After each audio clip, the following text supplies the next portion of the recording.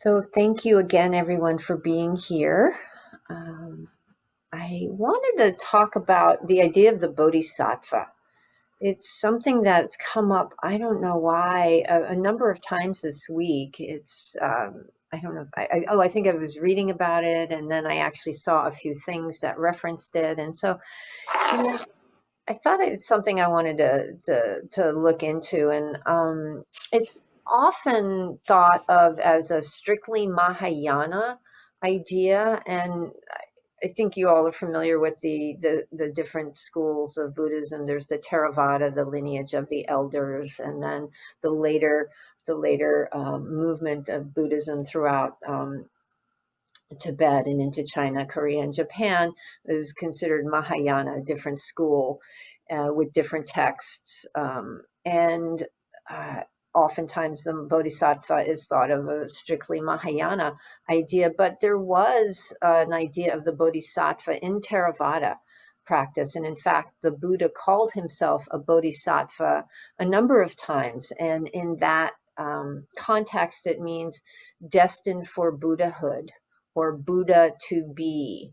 And what that means is that there's more than one Buddha. And in fact, the Buddha talks about this in the Pali Canon. He talks about, I think on the night of his awakening, he saw the Buddhas of the past, he saw the Buddha of the future, and he saw his own multiple lives, and he saw all the lives of everyone who ever existed. And so there is this idea of bodhisattva, and it simply means, as I said, destined for Buddhahood or on the path or the Buddha to be. And the idea of the bodhisattva is someone who's dedicated to the spiritual path and the path of enlightenment. Particularly in Theravada teachings in the Pali Canon, and that they are dedicated to seeing clearly and seeing the cause of suffering and seeing that clinging and aversion really is that stickiness. It's what keeps us stuck in this cycle of birth and death and rebirth and death and rebirth. In fact, when the Buddha saw, on his awakening, he saw all his prior lives, and he saw, everything he did and the stickiness and the continual rebirth. And in a little bit later text that's still part of the Pali Canon, but it's later, they have the treatise of the Paramis, which talks about some of the Buddha's prior lives, the Jataka tales, and there's more Jataka tales, but each of these Jataka tales are stories of a prior incarnation of the Buddha, or of the person who eventually took birth as Siddhartha Gautama and became the Buddha that we know as the teacher of these texts that we study.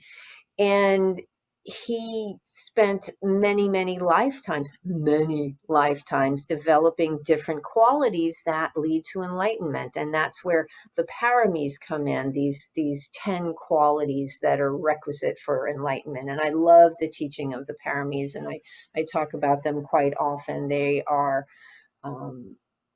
wisdom and generosity and loving kindness and patience and determination and energy and equanimity. They're not anything new or different from any other teachings, but they're kind of put in this particular framework. And these each of these lifetimes was a little bit of a more maturing of a quality for the Buddha. So maybe he spent 4,000 or 5,000 lifetimes developing patience.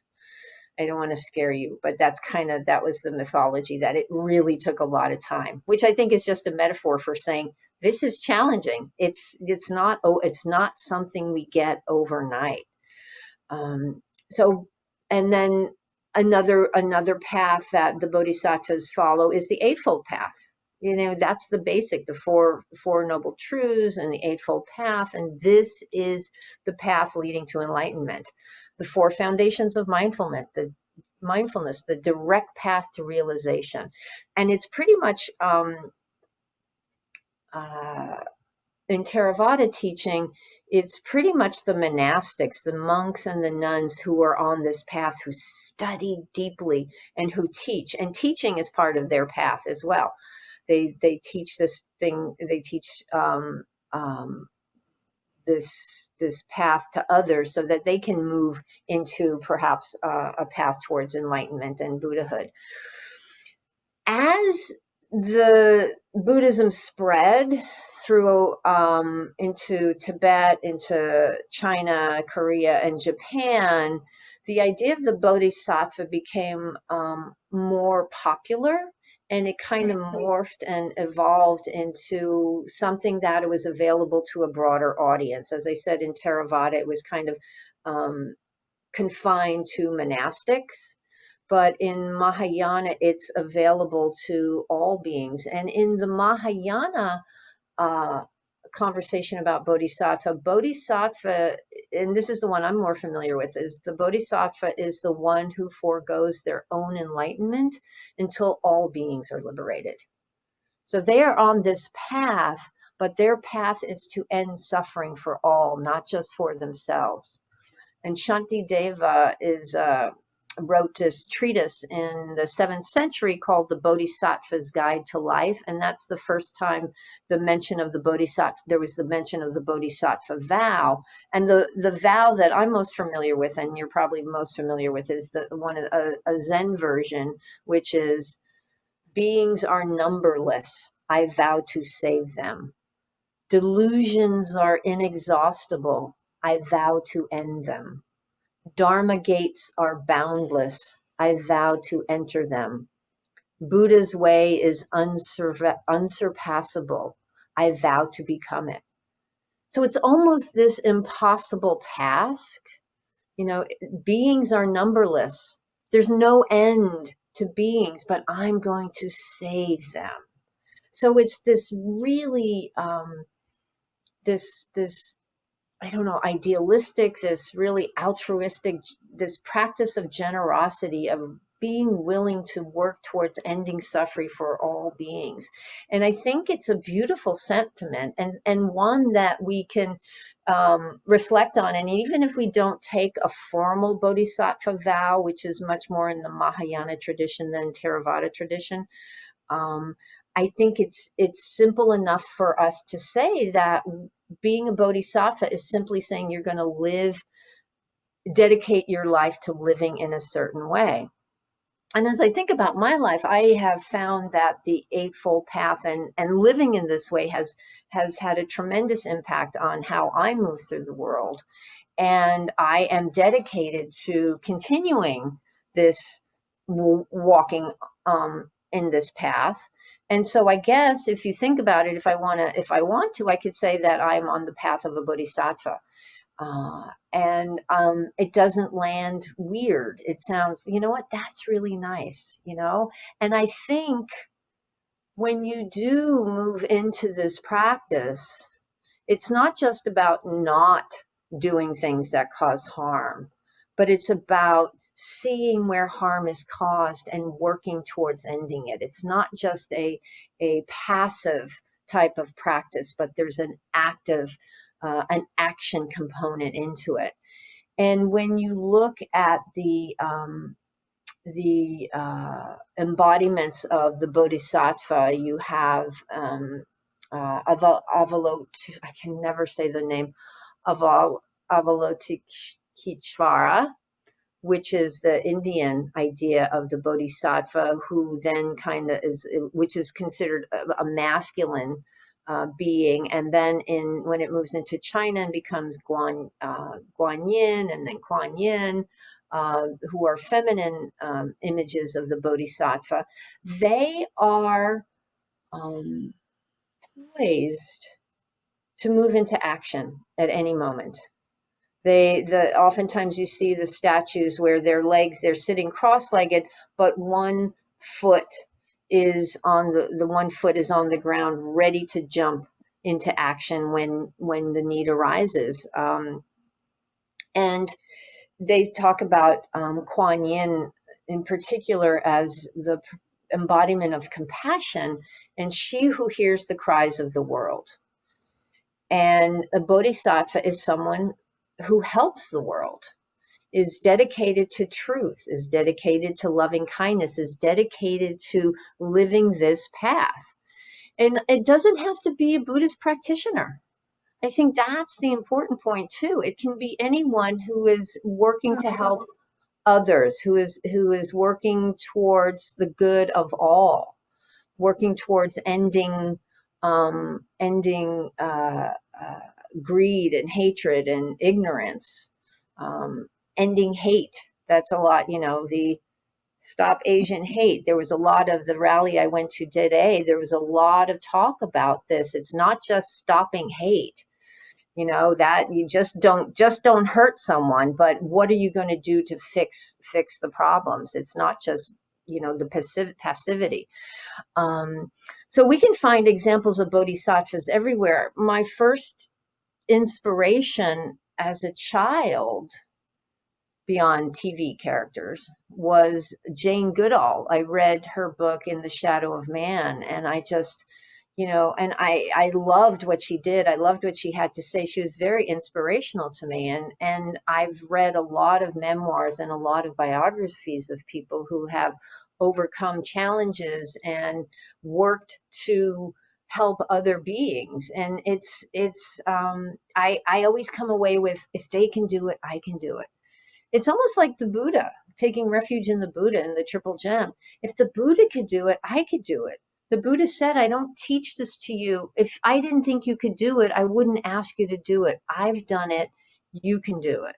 And it's the same thing. So this bodhisattva ideal is not something sitting on a shelf somewhere that's unattainable. It's really about how we show up in the world, how we greet each situation. We can broaden our definition of bodhisattva. It's following the Eightfold Path. It's willing to be uncomfortable. It's willing to sit with these things about ourselves that we may not like. This is also called the path of purification. Where we kind of move and get rid of these toxins that we've had, this conditioning that may not be skillful, that may not be helpful. We have to be willing to purify ourselves of this crap that we're carrying around, these wrong views, these wrong actions, these unwise, unskillful ways we show up in the world that we've been impacted. We've been impacted by the world around us, and to begin to let go of those things and perhaps move more wisely, and to recognize that we're not isolated. What is it? I was reading something about this and talking about, what was I reading? When we get caught up in the I, me, mine, that's when we suffer. And that's the antithesis of the bodhisattva.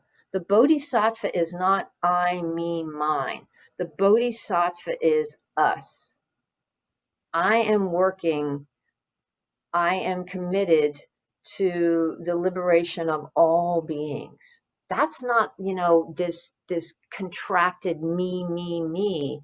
It's we've let go of ego. We've let go of I, me, mine, and it's all about us. And I've talked about this before, where meditation, this practice of mindfulness, cultivates empathy, cultivates those mirror neurons, where we can be more compassionate to others, where we can see the suffering of others, be touched by the suffering of others. That quivering of the heart, have that compassion. Karuna means quivering of the heart. So we are touched by the suffering of others, and we are called to act in however we can. We don't have to save the world. We can't save the world ourselves. This is a practice of generations. This is a practice of doing something today that hopefully will have an impact tomorrow, next year.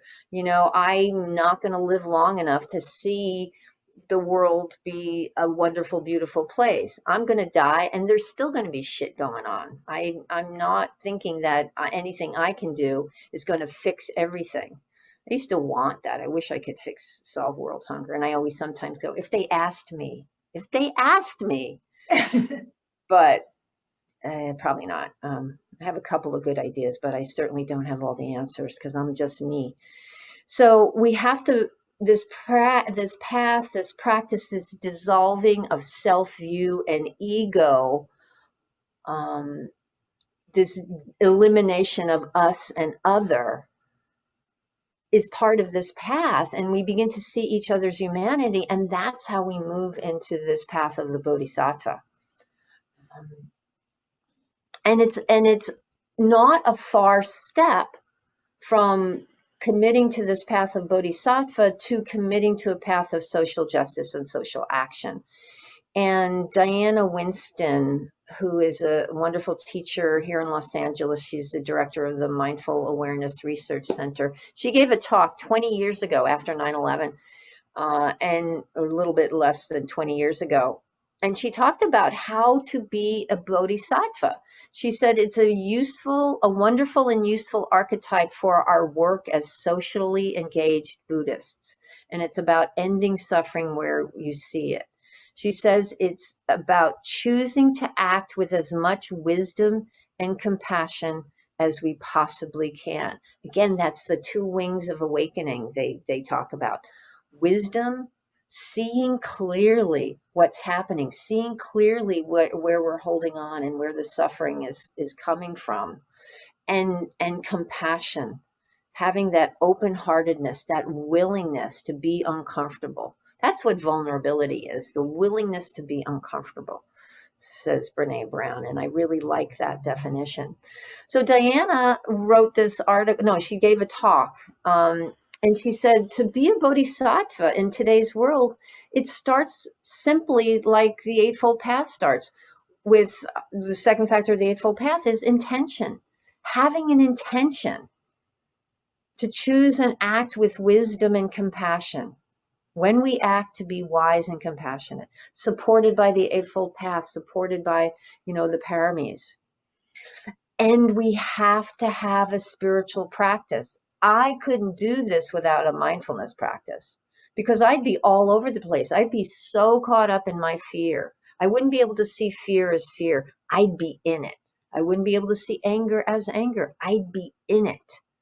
I can have fear. I can have anger. It can exist, but I'm no longer subsumed or overtaken by it most of the time.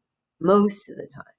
I can see the thinking mind. I can see those habits for what they are. So this spiritual practice is this place where you can take refuge and have a foundation is critically important.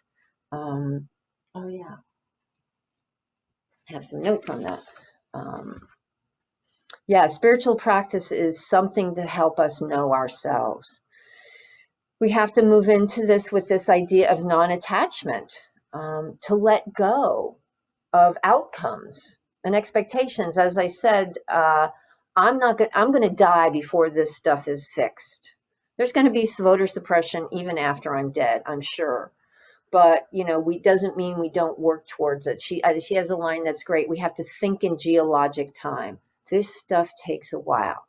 We can get into the habit of, well, if I'm not going to see a result, then I'm not going to do it. And it's like, no, we continue to organize. We continue to lay the groundwork. We continue to do what we can, where we are, with what we have. We have to take action. We act wisely. As I said, where we can, with what we have and the time we have. We have to know history. We have to both know history of social movements, social justice movements, understand, like Gandhi and nonviolence and MLK and the civil rights movement and the labor movement, know the history of how of what comes before. And we also have to know the history of what we're dealing with, the reality. I mean, you've learned history in school. That's not really what happened in this country. My very first job when I was 18.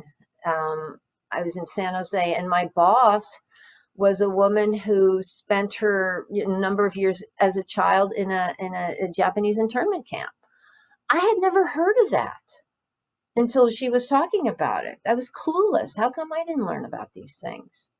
You know, we have to learn about the history of this country. Our country has a great habit of, it has an amnesia problem, and it makes up stories about how we are wonderful and blah, blah, blah, blah, blah. And that's not the reality of our country. The reality is brutal and built on the backs of people who are not white.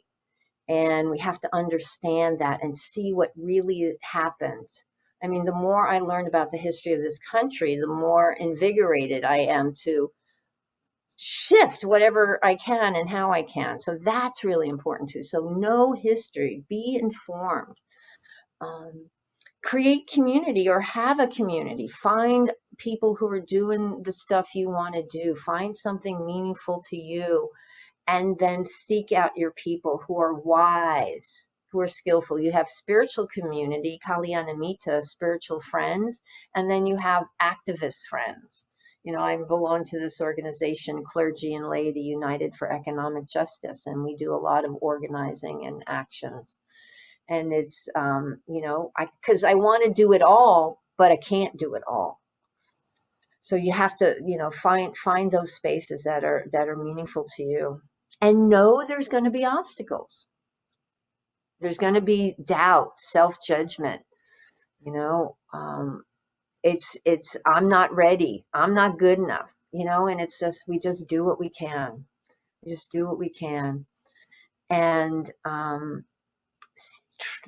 it's a way to live a meaningful life. And as far, I saw something, I think it was yesterday on Facebook, that kind of ties into this. It's Patricia Musham Ikeda, who is a teacher, and I think she's one of the co-founders of East Bay Meditation Center up in Oakland. She has this, it's like a Bodhisattva vow, but it's a little bit different. And she posted it, actually, it was 3 years ago, and then she reposted it. It popped up in her Facebook feed. And she said, aware of suffering and injustice, I, and you state your name, am working to create a more just, peaceful, and sustainable world.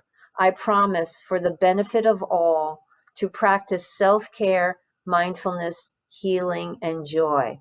I vow not to burn out. So I think that's a really important piece of this too, you know, because it's so easy to burn out in this work. It's so easy to become discouraged. So to add as this Bodhisattva vow, to take care of yourself, because how in heaven's name are you going to bring all beings to, oh, thanks, Charles Lee. You put the link in there. How can you vow to lead all beings to enlightenment if you burn out? You have to take care of yourself. It's just common sense. And then I was reading something on Larry Ward's website yesterday, and he talked about engaging the Bodhisattva ideal too. It's people who've dedicated their lives to embodied vocation of collective care. It's collective care. We take care of each other. We take care of each other, and we are included in that, each other, each of us. So I invite you to reflect on the idea of Bodhisattva in your life. What does it mean? You know, I think we can I really believe we can each come to some type of a place where dedicating our lives for the good of all doesn't necessarily mean, you know, taking vows and becoming a monastic or you know, doing any particular formulaic path. But how do you do good each day? What is meaningful to you in your own circumstances? Because we're all different. We all have different time constraints. We all have different abilities. We all have different lives. We all have different biographies. And so what's meaningful to you that helps to end suffering for anybody? That's all you have to do. It doesn't have to be grandiose. I used to think I had to be Mother Teresa. I used to think that was where I had to go, and anything less was a failure. And so I didn't do anything, or did a minimal amount, but it was never enough. Never, that judging, critical mind that can be so harsh and so debilitating. But instead, the invitation, and this is what I love, the invitation is you do what you can, for collective care, being kind, not causing harm, being generous, being patient, and doing the best you can, because, it took the Buddha bazillions of lifetimes. So you're not going to get it today. You're not going to get it tomorrow, but we try. That's all we ask, is we try. So thank you, my friends, for your patience, your indulgence.